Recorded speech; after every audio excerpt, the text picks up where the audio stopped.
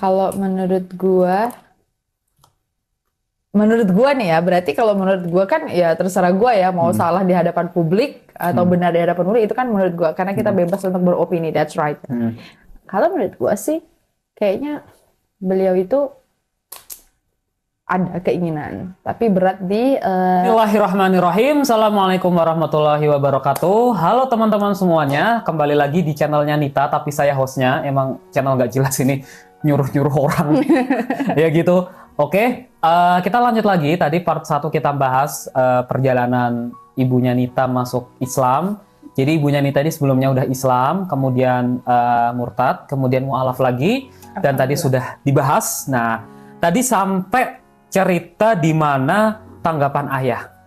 Tanggapan ayah gimana? Tapi tadi sebelum lu cerita tanggapan ayah kan lu cerita dulu agak kesel sama nyokap lu kan. Kenapa baru bilang tanggal 31 gitu?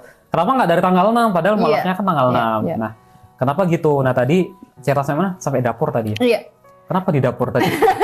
Lanjut. Jadi karena memang aku di sini di Istanbul itu kan tinggal sama 4 orang teman-teman aku, 3 orang teman aku satu rumah, kita ada 4 orang, tapi yang satu orang ini punya anak 3 gitu, Bang Wildan.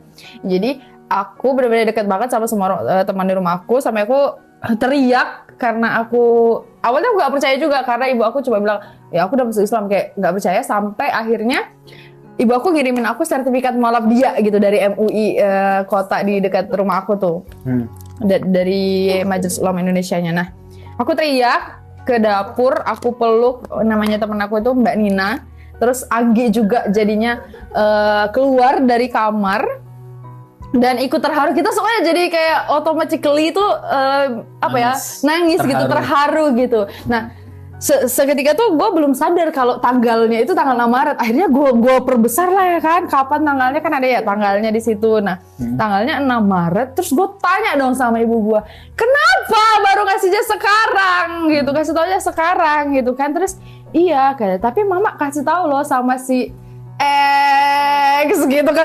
Dia kesel. Jadi gue itu punya someone lah ya, tapi udah di masa lalu gitu, bisa dikatakan kayak mantan lah gitu. Sekarang?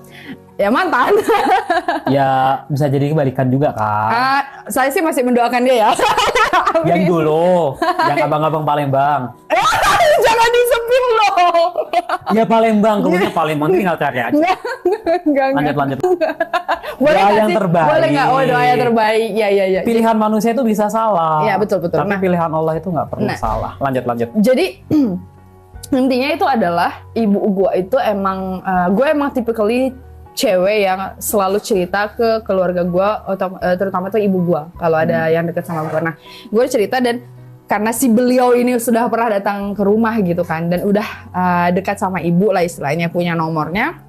Somehow ibu gue ini memang gimana ya, suka lah sama si beliau ini. Jadi si ibu gue ini nge-WhatsApp-nya pertama kali sama dia gitu loh, di hari yang sama, di jam yang... Ibu lo udah tahu belum kalau nggak jadi, kalau itu mantan?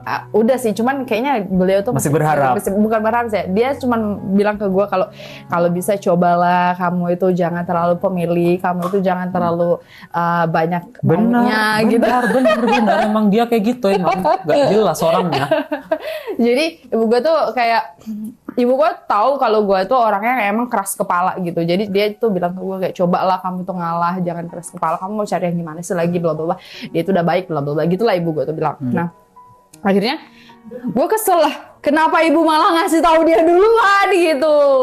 Kenapa bukan aku? Kan anak ibu tuh siapa gitu, paham gak sih? Gue jadi tahu kenapa lu ketika tuh snapgram yang itu. Iya.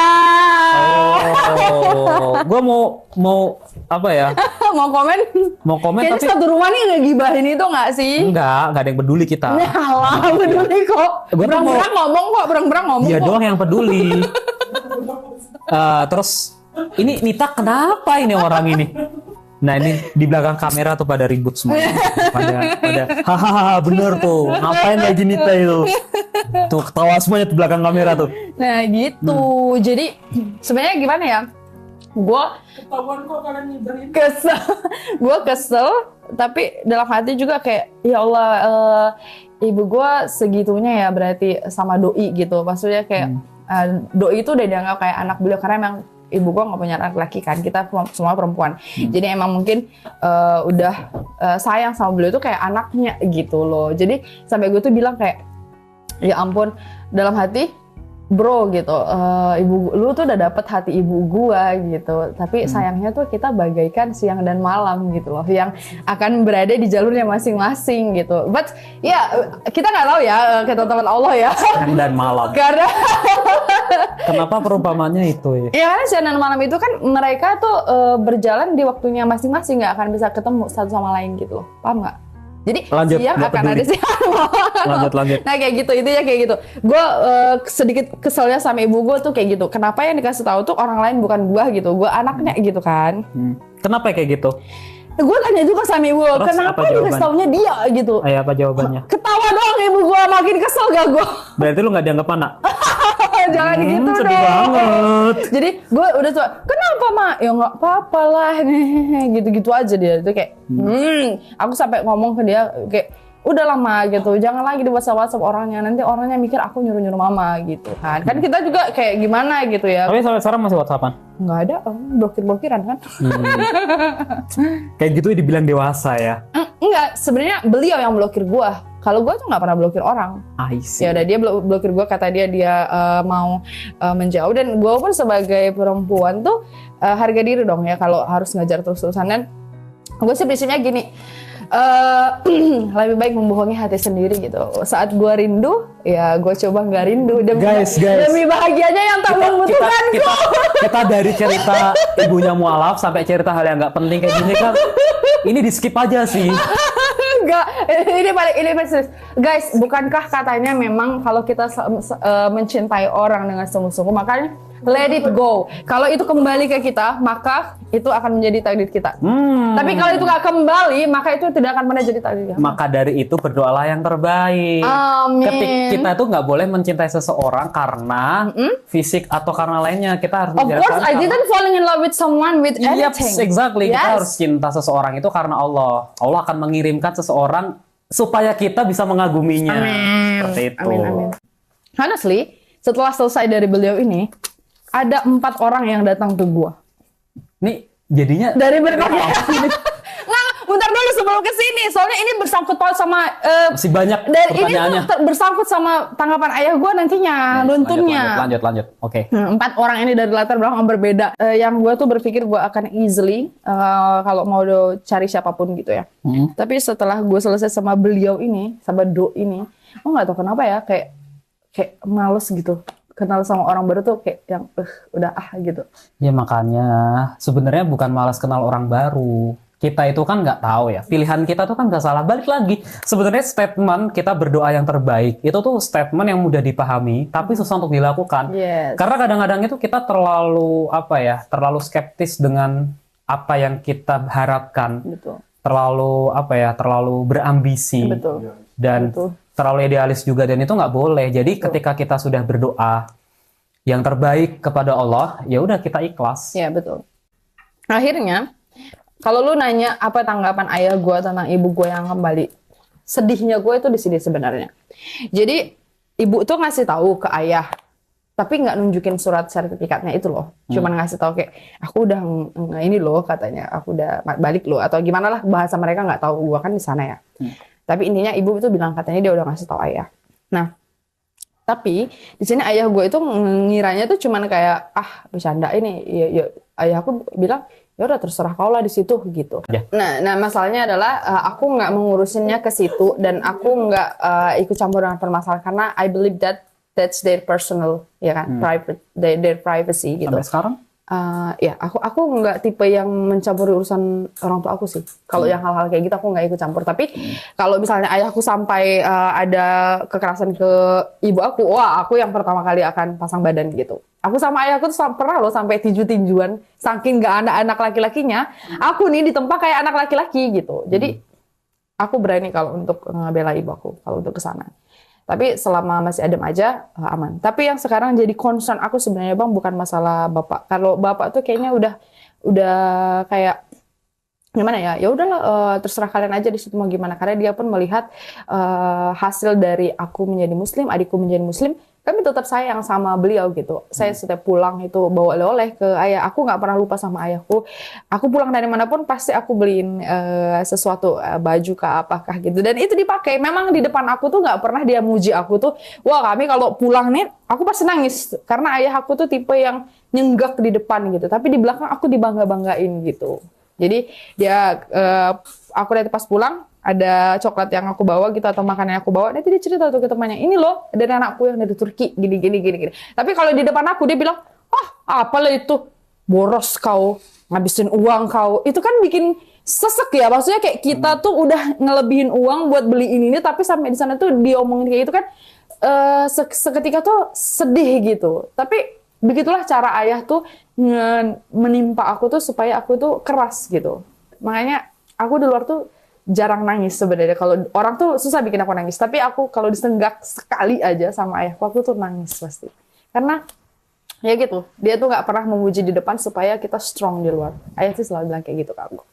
Tapi yang jadi concern aku sekarang adalah ibu yang belum sholat gitu, belum sholat 5 waktu. Karena tetangga dan juga masyarakat di sekitar itu kan memang mayoritas Kristen ya di kampung aku. Nah, ini pertanyaan selanjutnya sih. Udah dijawab ya? Pertanyaan selanjutnya itu sebenarnya ya kata tadi ayah ya, bapak lu gimana gitu kan, bokap lu gimana? Kayaknya orang-orang di kampung tuh belum ada yang tahu sampai gue upload story di IG gue. Lu tahu kan IG gue 36.000 followers gitu. Jadi enggak. Maksudnya gini, ibu gue tuh nggak berani yang speak up karena memang banyak yang dijaga menurut beliau. Jadi beliau itu bilang ini kan punya grosir lah di kampung itu. Jadi kita punya grosir dan punya arisan. Jadi ibu gue itu ketua arisan di kampung itu dan anggotanya itu nggak semuanya Islam, ada yang Kristen juga. Ibu tuh takut gimana-gimananya. Terus dia juga nggak sholat 5 waktu karena hampir setiap menitnya itu ada aja yang datang untuk beli. Jadi kayak ibu gitu masih takut gimana tanggapan warga dan bla bla bla gitu pada akhirnya. Emang nggak ada tempat khusus gitu untuk sholat? Nggak ada sih. Kita kan grosirnya di rumah gitu. Jadi maksudnya ada kayak ruangan khusus gitu buat bisa sholat? aja sebenarnya di kamar. Cuman karena ibu gue ini warungnya itu ada aja yang datang gitu. Jadi ngelayanin itu kan. Terus adik gue juga masih kecil banget, masih kelas 5 SD. Jadi belum bisa yang totally di kasir gitu. Nah, aku situ marah sama ibu aku. Dia bilang, jadi mama sholat nggak? Aku gituin. Dia bilang, nggak bisa 5 waktu. Paling sholat malam aja lah tahajud. Aku langsung marah. Aku bilang, Ma, yang wajib itu 5 waktu. Mama, wajib 5 waktu dilaksanakan. Tahajud tidak dilaksanakan. Tidak ada dosanya. Tapi kalau mama ngelakuin cuma tahajud, tapi tidak 5 waktu, itu dosa. Aku bilang, Mama lebih tahu yang mana sunnah dan yang mana fardu. Kenapa yang dilakukan sunnah, yang fardu tidak gitu? Ini kebalik gitu. Iya, tapi masih susah begini, begitu. Nah, akhirnya dengan begitu gue langsung jeder, gue upload lah itu di story. Maksud gue kayak biar aja tahu satu warga satu kampung gitu kan. Besoknya ibu gue telepon, dia bilang ke gue, kenapa kamu posting di story? Kenapa ini nanti kayak mana lah ini tarikan itu arisan. Arisan mama gimana nanti yang mau belanja dan bla bla bla. Langsung aku tegaskan di situ. Mak, kenapa takut sama manusia? Mama kenapa takut sama manusia? Terus sama Allah mama nggak takut. Kenapa mama takut dengan rezeki? Bukannya rezeki itu sudah ada yang atur gitu. Aku bilang, Mak, burung saja yang tangan dan kakinya itu terbatas bisa gitu memenuhi kebutuhannya. Kenapa yang mama itu takut gitu? Mama selama ini berdagang jujur. Mama jadi ketua arisan selama ini jujur. Nggak pernah menyepelekan. Kalau mereka lari hanya karena urusan personal agama ini, bukan mama yang rugi, tapi mereka yang rugi karena kehilangan orang yang jujur dalam berbisnis. Jadi mama nggak usah takut. Kalaupun nanti misalnya mereka pergi, maka akan digantikan sama Allah yang lebih baik gitu. Pokoknya aku kasih ceramah yang panjang, aku WhatsApp gitu sampai ibu aku bilang, iya ustazah gitu. Jadi ibu aku panggil aku ustazah sekarang. 5 waktu berarti? Insya Allah ya. Aku belum kontak lagi. Karena kita emang nggak tiap hari kontak gitu bang. Jadi gue bilang lah gitu ke ibu gue. Gue bilang, sholat mak 5 waktu. Sholat itu harus, itu wajib. Fardu ain. Aku gituin. Terus katanya, ya. Sekarang itu sih aku senang sekali karena alhamdulillahnya aku tadinya berdoa sama Allah tuh supaya Idul Fitri ini aku nggak sendiri lagi, sudah ada yang mengimami gitu. Tapi ternyata Allah kasih hadiah yang lebih baik. Tahun ini nggak dapat imam di Idul Fitri, tapi ternyata bisa Idul Fitri sama ibu gitu. Itu another level of happiness. Tapi kan lu nggak pulang. Tapi kan setidaknya gue video call tuh udah bisa bilang minal aidin wal faizin ya mah gitu. Selama ini kan nggak bisa ya. Selama ini kayak ya udah gitu kayak mohon maaf lahir batin. Tapi itu kayak kurang pacak. Paham nggak pacak lo? Nggak tahu. Pacak tuh kayak mana? Kurang pas, kurang paten. Kurang pacak loh. Ih. Ya gak paham kayak mana lagi. Nah kurang pacak lah dan nggak pacak ya. Itu yang aku bilang tadi. Aku tuh nggak pernah berpikir bakal ini, tapi Allah tuntun ke sini. Jadi dari semua perjalanan itu aku benar-benar kayak berpikir, oh begitu ya gitu. Jadi kita tuh emang harus terbiasa dengan people come and go. Itu yang pertama. Yang kedua, kita tuh tadi nggak boleh berharap sama manusia, berharap sama siapapun. Karena aku sudah pernah berharap sama ayahku sendiri, ibuku sendiri, orang lain. Dan I'm totally disappointed. Itu awal penyakit hati karena terlalu berharap, bersandar ke hal yang rapuh. Nah, terus yang ketiga itu kita harus bersyukur, harus banyak-banyak bersyukur. Ini yang paling penting sih, tapi susah banget untuk dijalani. Ya itu statement itu kata-kata yang simpel, bersyukurlah, tapi susah melakukannya. Nah, itu dia. Terus gimana cara lo gimana cara lo bersyukur? Ya sekarang sih gue kayak cara gue bersyukur itu ya udah ngelakuin yang sebaik-baiknya yang bisa gue lakuin sekarang, terus gue syukurin, gue rawat apa yang gue punya sekarang, mau itu benda ataupun makhluk. Udah gitu, terus itu makhluk berserah diri sama Allah gitu kan. Dan sekarang tuh lebih ke percaya gitu sama rencana Allah aja udah gitu. Dan ibu gue akhirnya kembali ke sini pun gue kayak senang dan percaya aja, oh, ini yang terbaik dari Allah gitu. Jadi mu'alaf itu kalau nanti misalnya bapak-bapak atau ibu-ibu atau teman-teman semuanya mau mu'alaf gitu ya, jangan takut, totalitas saja. Toh harta kita juga akan nggak dibawa ke akhirat kan, kita juga hidup sementara. Kita hidup sementara kok. Tadi yang seperti gue bilang, burung yang kaki dan tangannya aja terbatas masih dicukupkan sama Allah. Bener. Dan kita kan diciptakan oleh Allah, maka akan dicukupkan oleh Allah juga. Bener sekali. Jadi jangan takut kalau semisal mau mu'alaf, ya mu'alaf kafatan. Nah makanya teman-teman yang muslim itu juga harus membantu. Nah masalahnya kita ini negara mayoritas muslim, tapi kadang-kadang nggak peka sama mu'alaf. Makanya di mu'alaf itu kan salah satu orang yang berhak menerima zakat. Jadi rekeningnya di bawah ini. Nggak lu udah kaya. Enggak. Amin ya Allah, amin ya Allah, amin, Ya gitu, amin, makanya amin ya Allah, amin ya Allah, amin. Kenapa saya mengajak cerita kayak gini? Karena pengen mengajak teman-teman juga. Jadi banyak loh mu'alaf sana itu yang mau masuk, banyak orang-orang yang mau mu'alaf tapi takut nanti kehilangan harta gitu. Namanya teman-teman yang udah Islam dari lahir, bantulah teman-teman kita yang mu'alaf. Tadi kayak ibunya Arnita, mungkin bagi teman-teman yang ada di, lu dari mana? Medan. Tebing Tinggi Raya Kahyan. Nah, bagi teman-teman muslim di sana bantu ibunya siapa nama lu? Nita. Onti Nita. Iya itulah pokoknya. Dibantu sesama muslim, apalagi yang mu'alaf tuh dibantu, bener-bener dibantu, dibimbing, nggak cuma dibantu bimbing agama ya, tapi dibantu hartanya juga. Kayak gitu. Dibimbing agama sih yang paling butuh. Dibimbing agama yang paling nomor butuh 1. Imam. Nah itu. Di komen bawah, nanti butuh pasti imam. banyak yang komen. Butuh imam yang soleh dan pastinya bisa membimbing Nita itu sih. Ya, amin. Kita doakan sama-sama. Ya nanti di Masjidil Haram. Minimal Idul Adha udah ada yang bimbing. Melunjak doanya. Ya Allah, ingin ada imam. Tapi ya Allah kalau bisa Idul Adha paling Terus lama. ada lagi, ya Allah kalau bisa kaya. Ya Allah kalau bisa good looking. Berseragam. Good looking. Melunjak ini itu namanya bukan doa yang terbaik gitu. Tapi ternyata Allah bilang, iya Arnita emang jodoh kamu itu kayak good looking, good rekening gitu. Dan didatangkan Idul Adha. Ternyata dikasih cowok random yang nggak jelas. Tapi kadang-kadang jawaban Allah tuh random loh, Nit. Ya. Kadang-kadang jawaban Allah tuh di awal, kok ini sih? Perasaan doa gue nggak kayak gini. Tapi ketika kita menjalin, oh ternyata maksud Allah ngasih ini tuh ini. Gue doanya adalah supaya Idul Fitri ini gue ada imam. Ternyata Allah ngasih ibu gue yang temen gue buat Idul Fitri. Makanya kadang-kadang doa kita itu berbeda dengan jawaban dari Allah. Jadi kadang-kadang, gue ngomong apa sih tadi? Kadang-kadang jawaban Allah atas doa kita itu random gitu. Kadang-kadang ini apa sih kok Allah ngasih kayak gini? Perasaan gue nggak doa kayak gini deh ya. Ya Itu tadi gue doanya tahajud itu selama sebulan yang lalu itu adalah dari Februari awal sampai Maret itu adalah supaya gue Idul Fitri ini nggak mau sendiri lagi, minimal gitu gue punya imam, nggak mau Idul Fitri sendiri lagi. Tapi ternyata Allah kasih ibu gue, temen gue untuk Idul Fitri bulan ini. How amazing that. Alhamdulillah sekarang adalah jadi temen gue Idul Fitri di tahun ini. Nah, Ya, itu kita nggak pernah berpikir kan? Ya, walaupun nggak pulang, sana ada pacak dia. Idul Adha pulang nggak nanti? Gue belum tahu sih. Kalau ada yang lamar gue pulang. Ya kita doakan lah ya teman-teman online semuanya, teman-teman YouTube. Lanjut.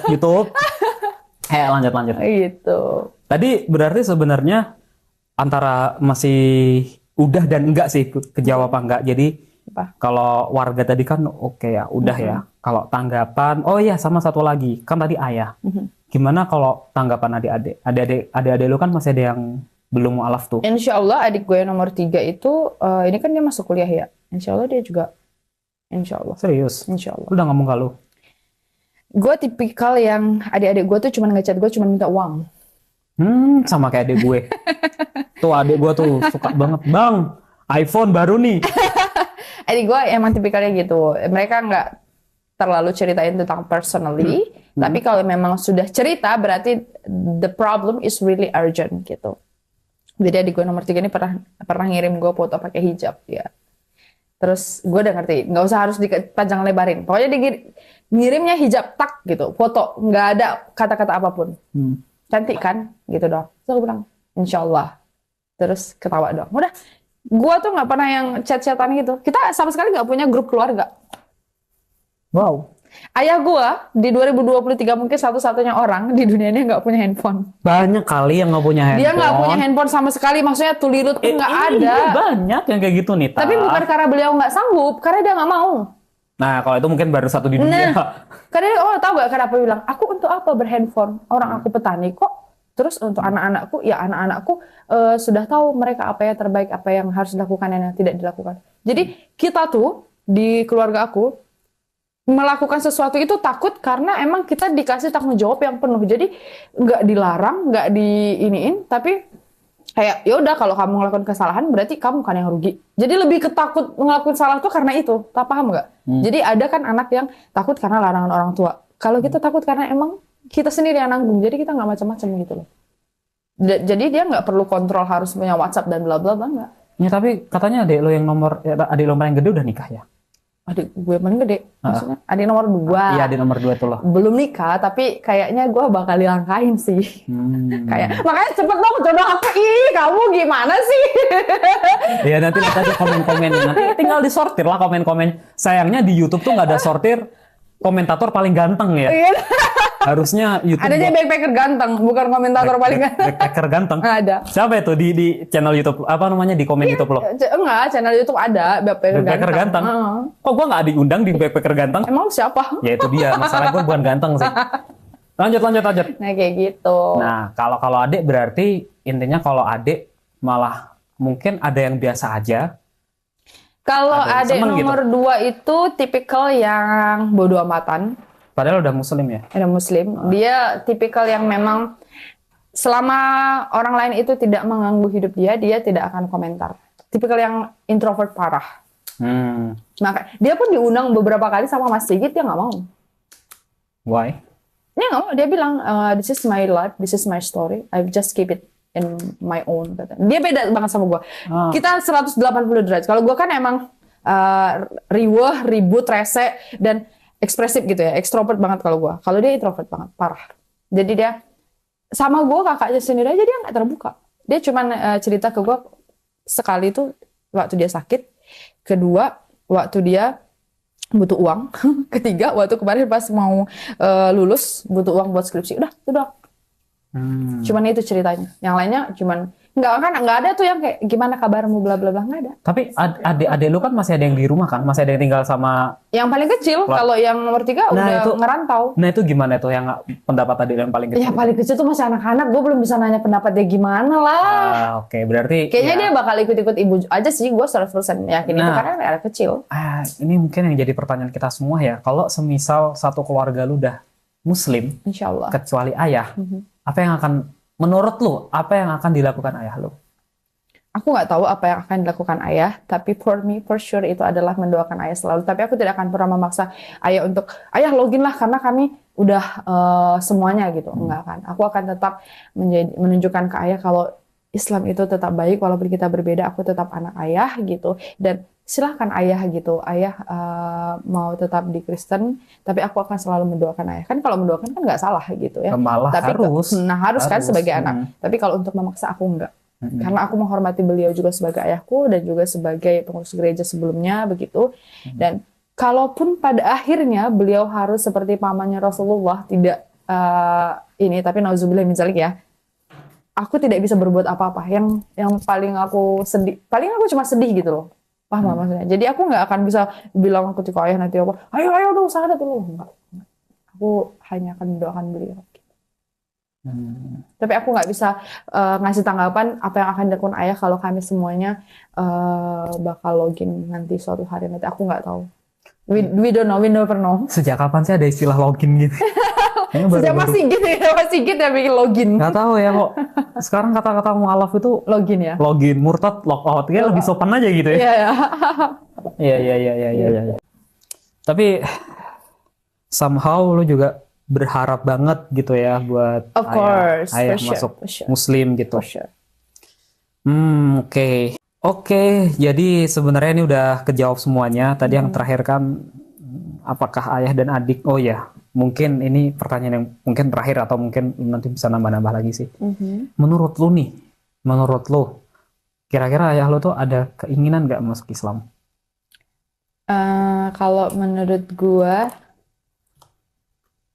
gua nih ya, berarti kalau menurut gua kan ya terserah gua ya mau salah di hadapan publik atau benar di hadapan publik, itu kan menurut gua karena kita bebas untuk beropini, that's right.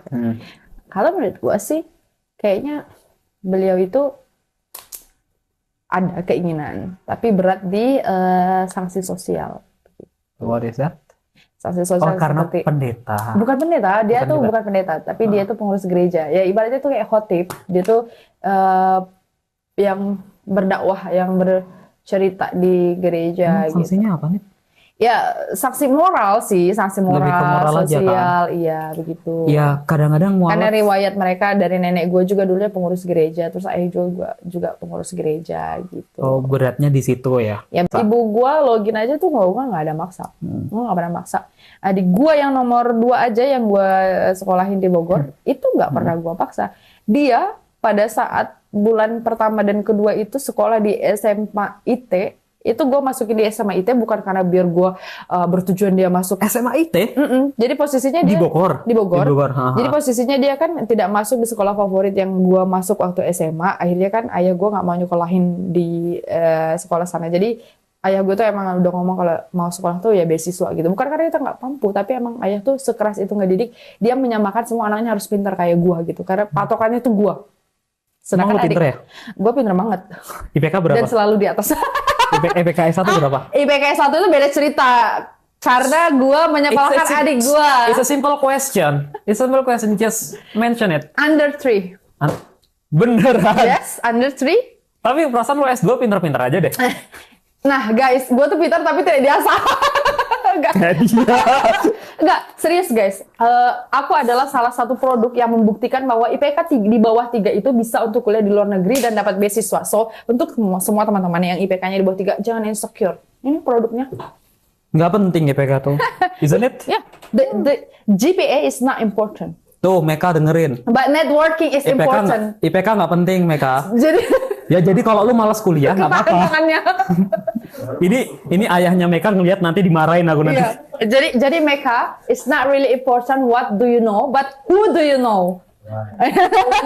Kayak tahu tuh posisinya. Kan Marigo. Heboh nih. Kayak gitu. Jadi guys, kalau kalian punya IPK yang rendah, jangan insecure.